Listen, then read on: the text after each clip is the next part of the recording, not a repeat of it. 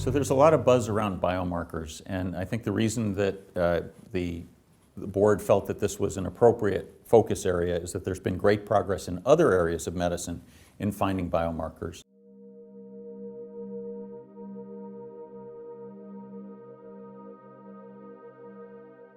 The idea of a biomarker is that it's some sort of a signal that someone is going to have a certain outcome. So if you have high cholesterol, you know you're at higher risk for heart attack, for example, or if you have high blood pressure, that's a biomarker for having a stroke.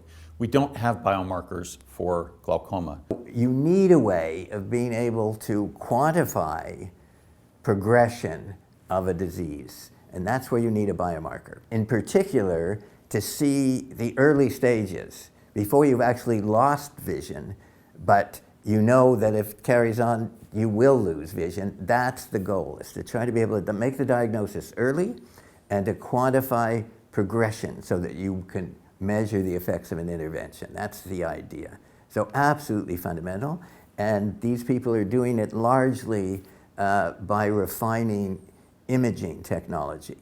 The progress has been extraordinary. I think the key finding that they have published already is that they have found that there's a certain cell type in the retina, in a certain area of the retina, that may act as the so-called canary in the coal mine and be the first indicator that something is going wrong in glaucoma.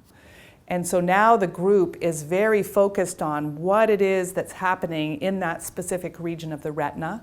And so they're applying their advanced imaging methodologies to focus on that region of the retina and trying to look at all of the other structures that might be involved, because it suggests that there is something very unique that's happening at that point that could potentially be the canary in the coal mine and tell us when things are about to go wrong before we've advanced to the point where there's major vision loss. Glaucoma, in the end, is a disease of the retinal ganglion cells, the cells in the eye that send their nerve process to the brain, carrying information about vision.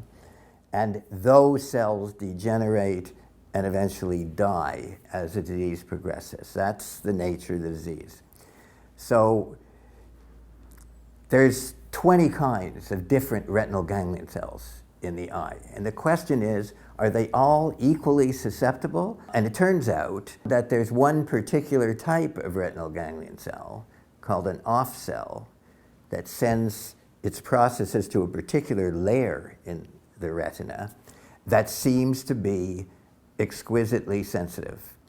And if that's true, and there's now evidence from other labs as well, that's a huge advance, because it enables you to focus on a cell that you know is sensitive, that you know is going to degenerate and die, and they can see changes very early on before anyone had seen such changes.